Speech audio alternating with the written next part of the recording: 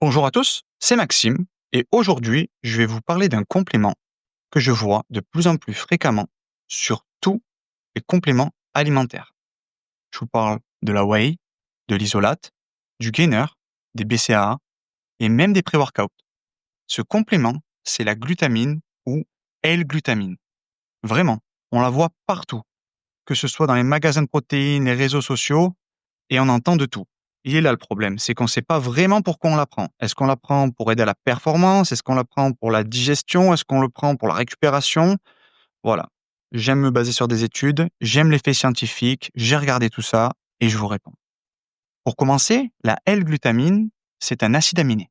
Un acide aminé, c'est simple, c'est comme une brique qui sert à construire nos muscles et nos tissus. C'est même en soi l'acide aminé le plus abondant dans le corps. On en a environ 60% dans nos muscles. Alors, est-ce que ça booste les performances?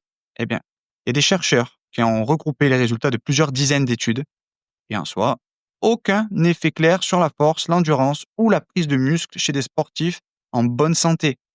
Donc, ne vous focalisez pas sur la glutamine pour performer en salle. Ça sert pas à grand-chose.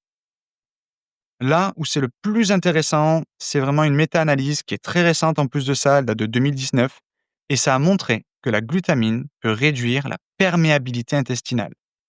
En faisant simple, c'est la paroi de l'intestin qui devient plus solide et qui filtre mieux.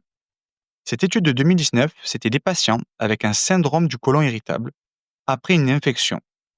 Eh bien, ils ont pris 15 grammes de glutamine par jour pendant 8 semaines et les résultats, c'est qu'ils avaient beaucoup moins de douleur, un ventre plus plat, moins gonflé en l'occurrence, et moins de diarrhée que ceux qui avaient un effet placebo. Donc là, on est vraiment sur un fait concret, un vrai signal positif.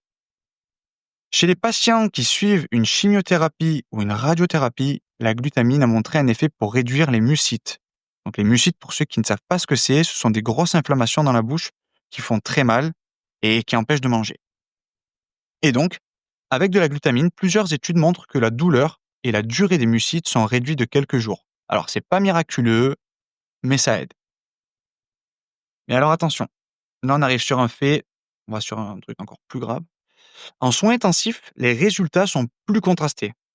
Chez des patients opérés, la glutamine donnée en perfusion a permis de réduire les infections et de sortir plus vite de l'hôpital. Mais dans une énorme étude en réanimation générale, appelée REDOX, REDOXS, les patients qui recevaient de fortes doses très tôt avaient même une mortalité plus élevée. Donc, attention, très important, la glutamine n'est pas anodine. Et dans les situations critiques, elle doit être utilisée avec prudence et uniquement sous surveillance médicale. Dans les compléments qu'on trouve en magasin, les doses classiques sont entre 5 à 15 grammes, souvent réparties en plusieurs prises. À ces doses, c'est globalement bien toléré. Mais attention, n'allez pas à plus de 30 grammes par jour.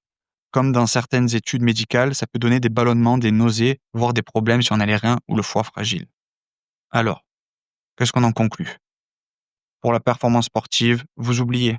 Pour tout ce qui va être intestin fragile, troubles de la digestion, allez-y, c'est prouvé, ça marche réellement. Pour ceux qui sont avec un traitement anti-cancer, ça peut vous aider, mais n'en abusez pas. Et surtout, si vous êtes en réanimation, après bien évidemment, je pense que vous avez autre chose à penser que de prendre de la glutamine, oubliez, ça peut être dangereux. Bref, la glutamine, c'est pas une potion magique, mais dans certaines solutions bien précises, elle peut vraiment faire la différence. Est-ce que vous avez déjà testé? Voilà. Merci beaucoup de m'avoir écouté. J'espère que ce podcast vous servira et je vous dis à très bientôt. Ciao, ciao.